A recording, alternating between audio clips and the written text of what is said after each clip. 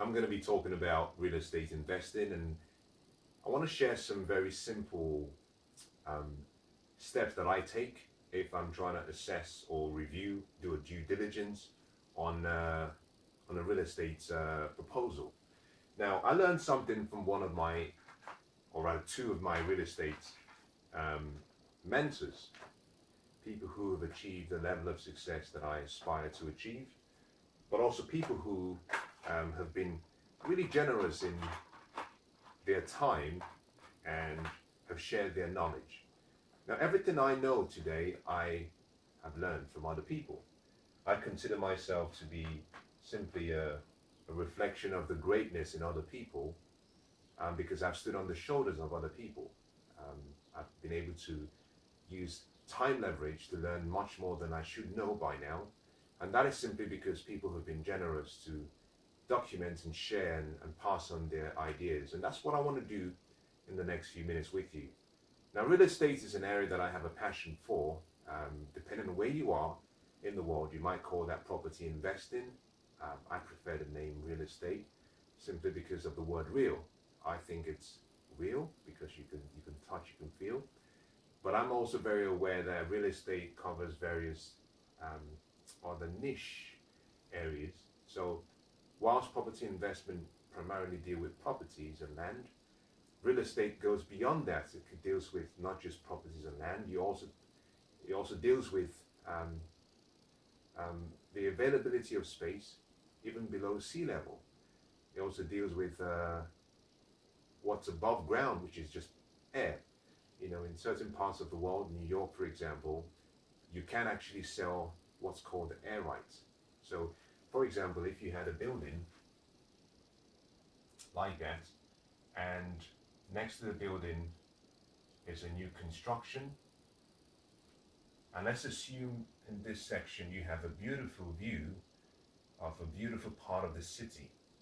Now, let's assume this is a retail, and this is perhaps a combination of commercial office and residential, and even perhaps at the top, maybe a hotel. Believe it or not, you can have this zone above the retail. You can actually sell it. You can lease or sell your air rights. And you do this simply because the person who has this building could approach the owner of this other building and say, we want to buy your air rights, primarily because of the views. They don't want any other building to be constructed because the construction of a new building could reduce the value of their building, so they can buy the air rights. So real estate is much, much broader. And for that reason, I prefer to use real estate, although here in the UK, we usually use the word property investment. But you get the drift. And what I want to show you is how very quickly you can look at a real estate proposal and you can make some decisions to tell or to know whether it's something that is right for you or not. Now, to keep this really simple, I'm going to just go down to the really basics. I'm not going to cover every single area, but even more importantly, I'm going to focus on a very simple transactional deal. For example, I'm going to assume that what you're trying to buy is a single house. I'm not going to be looking at multi-purpose buildings. I'm not going to be looking at large, complex apartments with so many various commercial and residential or retail spaces. I'm going to keep it simple because most people that start the journey of property investment, just like me, you start with one. In your case, you might simply be buying maybe a flat, or you might be buying a house. Now, in this instance, I'm going to just look at a single purchase. Now, the first thing you do is, let's assume that the list price for this property is £440,000. Let's just assume. So you've gone to the website or the property agent's sales sheet. It's £440,000. It's in a location you like and you find it attractive. Let's assume that you've looked at the floor plans, because the first thing that I do, I don't bother looking at the property. I don't look at the external. I don't bother looking at the internal. the first thing I look at is the floor plan. And the reason I look at the floor plan is because I'm thinking about a number of ideas. As a real estate investor, one of the things you want to always focus on is how you can maximize your return on your investment. So I look at the floor plan simply to get a feel for, number one, is it expandable? Is the building expandable? Is the layout expandable? Can I get more value? Can I rearrange the layout to maximize the space? Number two I look at is, based on this expandability, I then ask myself, from a financing point of view, from a leasing point of view, or from a cash flow point of view, is it viable? Is it viable? The next thing I look at is, in terms of my exit strategy, should I need to walk away sometime in the future? Is this deal really good for me? Now, by doing this, it gives me an idea about whether this deal is a no-go or if it's a go. My recommendation is, if you're going to get into looking at a property, don't focus on the cosmetics. Don't focus on what it looks like externally. Don't focus on what it looks like internally, because all of the internal parts of a building can be changed. You can do some plastic surgery, if you want to use that word. If you want to use the word renovation or remodeling, you can do all of that. With a relatively little amount of money, you can transform the internal part of a building. Now, most people, when they rent or lease, depending on whether it's commercial or residential, in this instance, let's stick to residential. When most people lease a building, they lease a building not based on how beautiful the external looks. Now, be careful here, because it depends on the area of the country you're in. There are some places where people will buy or lease based on the postcode, which is location. But most people generally are worried about what they have on the inside. Now, so the first thing I do is look at the floor plan. Now, at £440,000, if I think that the floor plan meets all of my technical requirements as an investor, the next question I ask is, how can I get this property for the best deal? So the first thing I do after dealing with the floor plan is say, how can I reduce this to the bare minimum? Now, what you want to do is recognize a principle that I learned was, you have to review 100 properties. From the 100 properties, you shortlist 10. From the 10, you identify 3. And from these 3, these are the ones you want to make an offer on. And then you go for 1. You purchase 1. Now, this means that every day I have to do a real estate assessment. I might do 1 or 2. So I'm spending at least an hour, 2 hours every day reviewing opportunities. Now, what this would mean, that the more properties you review, the more due diligence you do, the more you start to get a little bit familiar with what works and what doesn't work. Now, the offer price you put forward has to be reasonable. It has to be reasonable. You want to make a good deal, but you don't want to shortchange the other person. Now, in making an offer, I consider a few things. The potential of the scheme or the property, can it be expanded? Does it have growth potential? Does it cash flow? Does it have great advantages in terms of taxation? But you have to identify the purpose of that investment. That's the first thing you have to try and do. Is say, what is the purpose of this investment to me? Am I looking for cash flow? Am I looking for appreciation over time, whether that be passive or active? Now, by passive, what that means is that without you doing anything, the value goes up. So it might be in an area where the yield is about 5 or 6%. Every year, on average, it increases by that amount. By active appreciation is where you remodel the space, you put in some new accessories, you repaint, and it increases the value. But you're asking yourself the questions: cash flow, is it doing well? Is it doing well in terms of appreciation? can I make use of some tax advantages or what may be called write-offs? But also, am I trying to hold my money in the property, just to hold it as a secure place? But every investment has to have a guiding purpose. Now, once I've done all of this, because I do this many assessments regularly, I have an idea about what I think is acceptable to make for a property in terms of an offer. Now, the first recommendation that I would give you is this.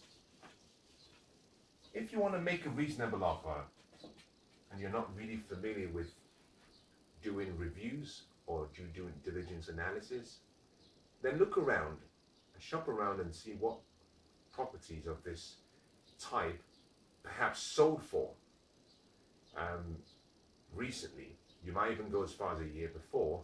You can go back and look at the average yield increase. So how much has it appreciated on a year-by-year basis? And let that be a guiding factor for making an offer. If you've looked back over the last, say, 5-6 years and you've observed that every year consistently there's been a 6% increase, and now the owner is trying to sell the property and he's hoping, and based on the calculation you've done, you can see that it's perhaps almost a 30 or 40% increase, then that should caution you to take a step back and ask questions. Now, remember that it's not about what the property is being offered at. The question is, what's the value to you? You get to decide whether the transaction goes forward, depending on your perceived value. Now, we'll assume in this instance that I'm going to make an offer for 400,000. I always go for 3 offers.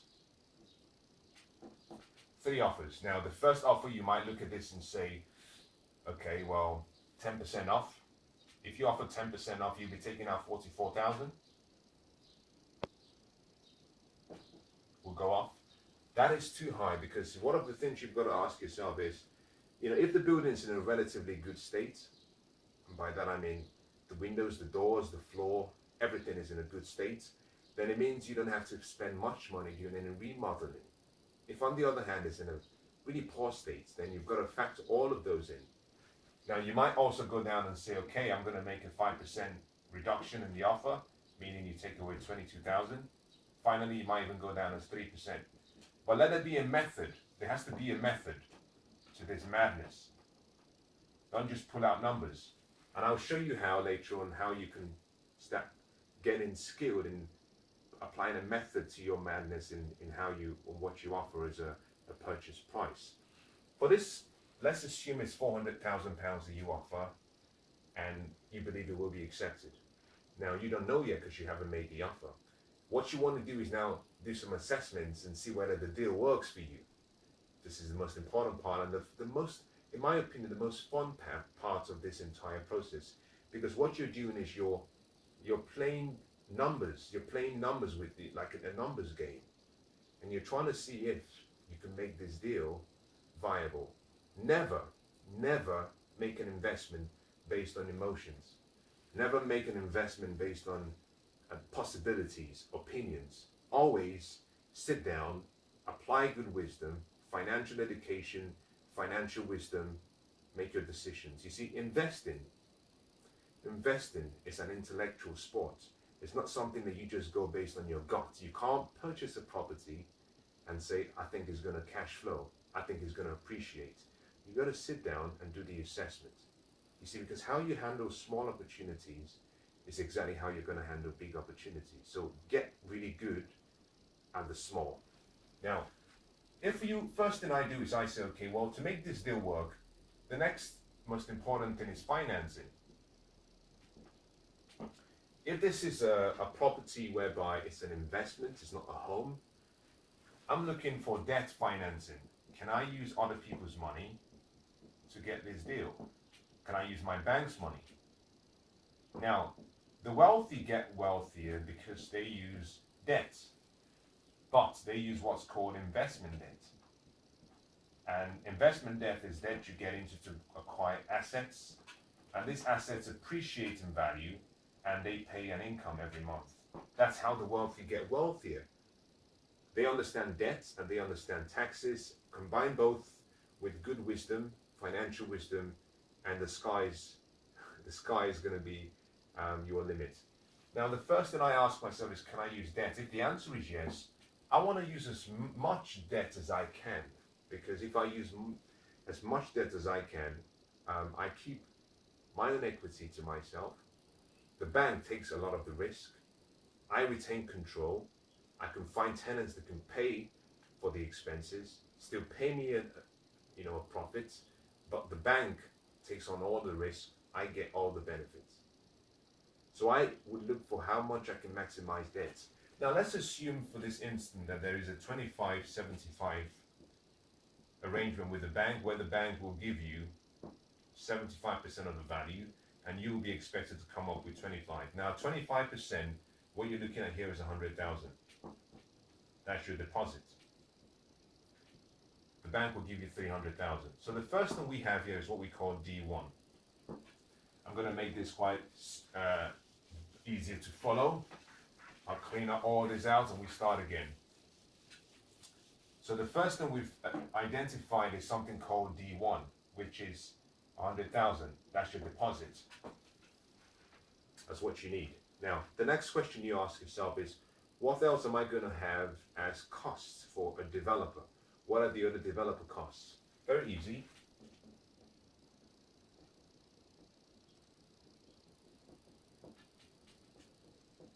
The first you look at is, okay, I'm going to have a mortgage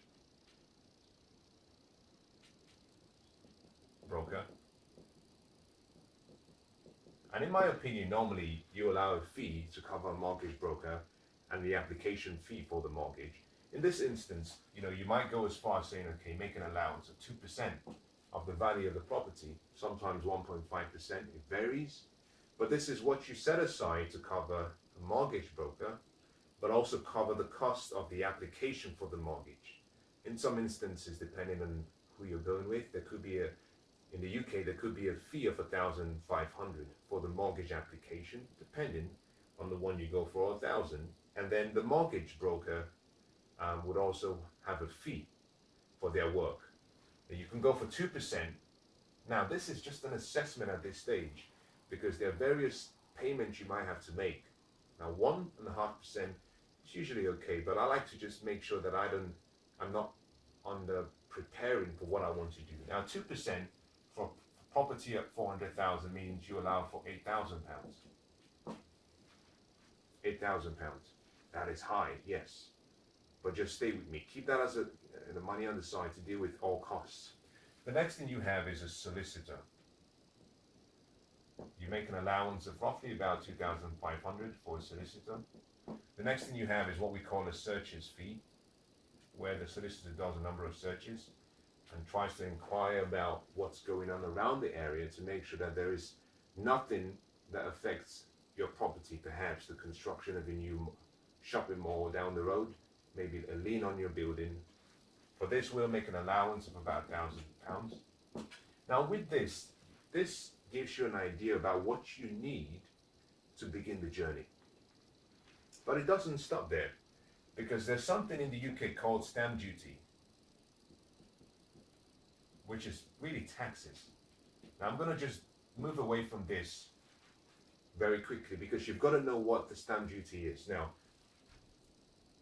for those perhaps who want to get an understanding, let me deal with this very quickly. I was going to skip this, but your stamp duty payments, if you buy a property for 400,000, there's a scaling way of calculating. What they do is you take 125 up to 125,000, you pay 3%. Between the 125,000 to 250,000, you pay 5%. And between 250 and what you purchase the property for, in this case is 400, you pay 8%. So let's just work these numbers to make sure that we have it all written down. So what we have here is 0.03 times 125.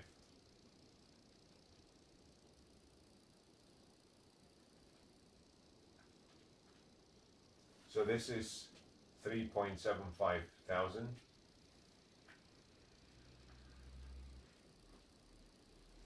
this is 6.25 thousand, and the top one is 12,000. So in total, what we have is 12, 6.25, 3.75, and that gives you £22,000, roughly. Roughly.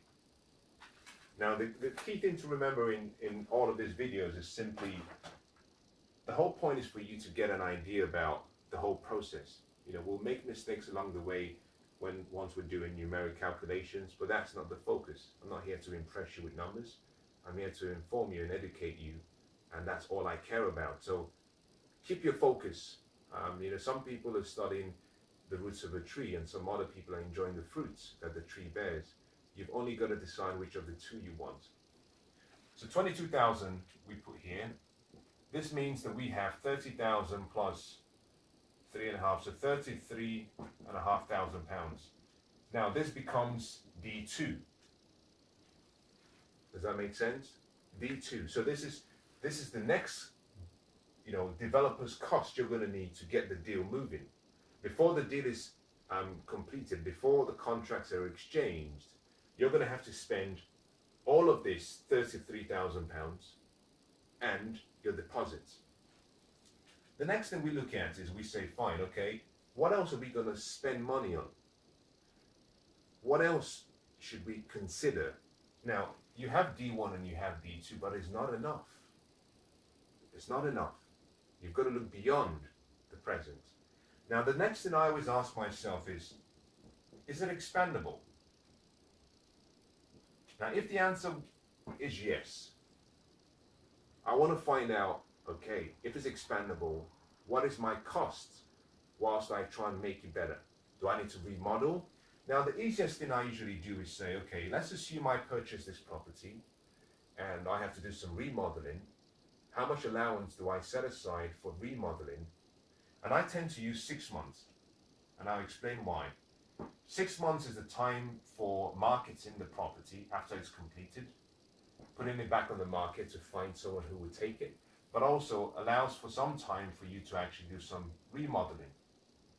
Now, because we're not dealing with a huge property, it's a single property, you can easily get a contractor to do the remodeling, repainting, within maybe a month, 2 months, 3 months, depending on the extent of the works. I usually like to allow for about 3 months, and then I allow for another 3 months for vacancy, because once you put it back on the market, depending on the location, you might have what we call a vacant period. You've got to allow for that, because during that period, the bank is still expecting you to pay for the mortgage. So you have a total of 6 months.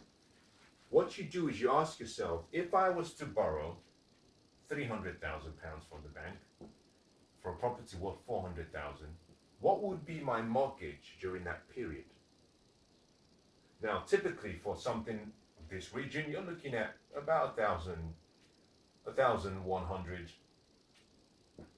1,050 pounds, something in that region. Now, if you take 1,100 by 6, that gives you 6,600. But that is still not sufficient. Reason being, what you have is a property that is empty. Works are going on in the property, but there will still be utility bills that you have to pay for. There will still be insurance. There will still be all the general upkeep that are required that haven't been passed on to the tenant yet. Now, you're going to be responsible for this. Now, typically, I like to allow for about 400 to allow for any, utility costs, water used during that period by the contractors, perhaps lights, perhaps energy wasted or used, insurance, protection. I allow for about 400 on average. Now, I'll give you a breakdown of this at some later dates so you can know exactly how much and what to allow for. That brings it to a total of about 1,500. Now, with 1,500 across 6 months, that gives you 9,000. At 9,000, I say to myself, well, it's all perfect, but let's allow for some contingency. A 10% contingency, this allows to 9,900. I call it 10,000. This becomes D3. Very simple. Now, the next thing we look at, I'm going to have to do something now. I'm going to have to clean out some space. I'm going to just take this away whilst I write down what we have. We have D1 as 100,000, D2 as 33,500, D3 we have as 10,000. The next question is, what else are we going to spend money on? And what I do very quickly is say, okay, well, if I'm going to have to remodel, if I'm going to have to refurb, what is the cost of the refurb? How much? What is the extent of what I want to do? Now, this becomes what we call your construction cost. Now, to work out your construction cost, you've got to look out for a number of things. But go back to the property and look at it and say, now this is where you now need to go visit the property, because the paper and the pictures are never sufficient. If you're going to remodel the entire property, then maybe you don't have to worry about visiting because you're going to gut everything out. But the first question you ask yourself is, am I going to need consultants? Number two, I will definitely need a contractor. So he'll have his costs. A consultant is where you perhaps have to go back and get someone to do some of the planning applications to get approval for the works you want to do, especially if you're going to be extending the property. You need someone, perhaps an engineer, perhaps an architect to do the design for you, someone to file the application for you with the planning, a local authority. Then you go into the cosmetics.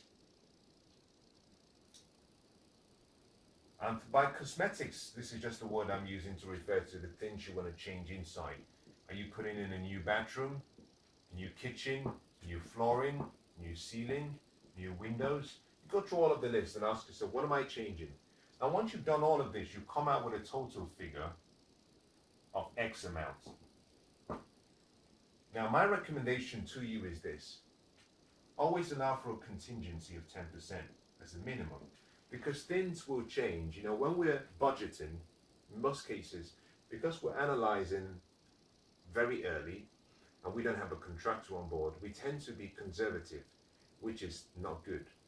Make the provision to cover a really good job. What you want is very good quality in what you do.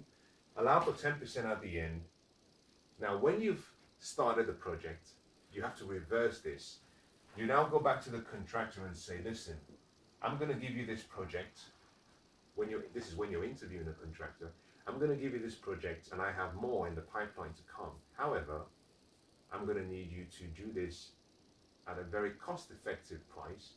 So I want you to apply some what's called value engineering.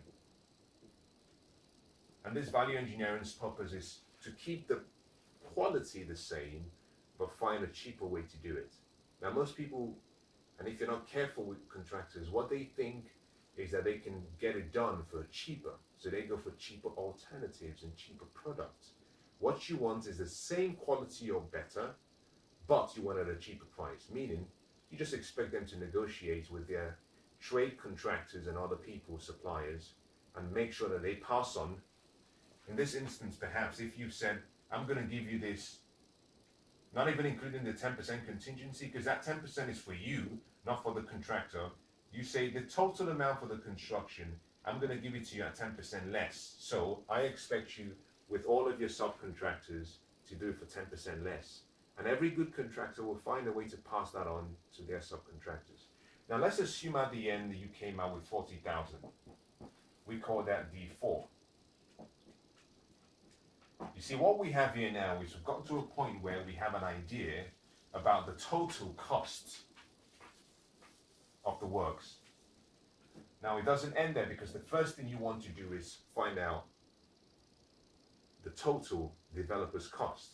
You do that simply by summing everything here. You have 40, 10, 50, 83, 500. So 183, 500,000 is what it would cost you on the developer's side.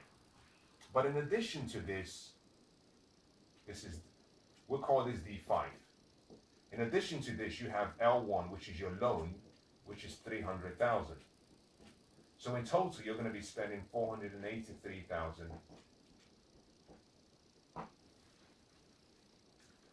That gives you a picture of, okay, this is what it's going to cost overall. But it doesn't stop there, because you've got to ask yourself a second question. I now need to do what I call my detailed appraisal. Does this work cash flow, and does this work capital gains? Two separate exercises to do. What you do first of all, remember that what you're trying to look out for is how quickly can I get a return on my investment. Now the first option is what we call capital gain. And this is where most people buy an investment, fix it up, and they sell it. I believe in buying and holding onto it, but it's good to do this assessment, because the information you get from here will help you in doing your cash flow assessment. Now for your capital gain, you're asking yourself the question, okay, I bought it for a certain price, I spent some money doing it up. If I sold it, how much profit do I make? Now you do that simply by taking your total developer cost and subtracting it from the purchase cost. And what you get as an amount, you deduct taxes, and that gives you your profit. Very simple. So in this instant, for example, we'll say, let's assume it's 483,500. Now, that's not all you're going to spend, because if you have to sell this property, you're going to have to go and bring back some new, what I would call developers team. And that developers team will primarily consist of your solicitor and your agent. The agent who will sell it for you. Now this is very important, but someone is going to have to sell the property for you. And someone is going to have to do the negotiation with the buyer's team on your behalf. Your solicitor, you might make an allowance of about £3,000 for them. And your agents, this is where it gets quite interesting, because the agent's fees normally vary. It varies. It depends on where you are. Now there's a difference between the cost an agent would charge to maintain your property from a leasing or letting point of view, and what they would charge to sell your property. An agent would typically charge about 10% to manage, and they might charge between 3 and 5% to sell. In this instance, I'm going to use 3% for selling.